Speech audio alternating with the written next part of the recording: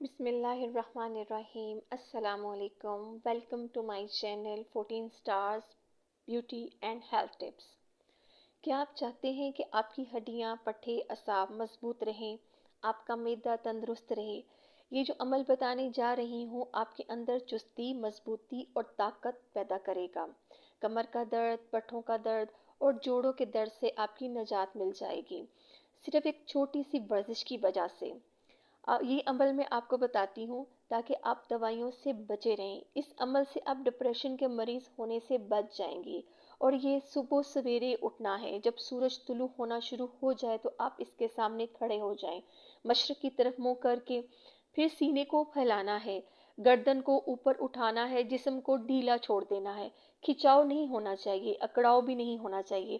پھر آپ ناک کے ذریعے لمبی لمبی سانسیں لیں اور کافی دیر تک سانس کو روکے رکھیں، اور وہ ساری آکسیجن آپ کے پھیپھڑوں میں جمع ہونے دیں۔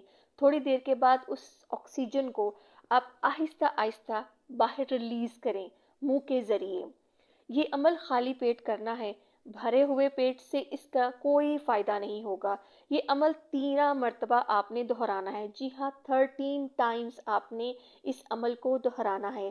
اگر آپ آکسیجن انہیل کرتے وقت اپنی ایڑیوں کو اٹھا لیں تو آپ کے پیروں کا درد آہستہ آہستہ ختم ہو جائے گا، اور جب سانس باہر نکالیں تو ایڑیوں کو زمین کے ساتھ لگا دیں۔ اگر کسی وجہ سے ایڑیاں اٹھانا آپ کے لیے مشکل ہو رہا ہے تو آپ اس کے بغیر بھی یہ سانس لے سکتے ہیں۔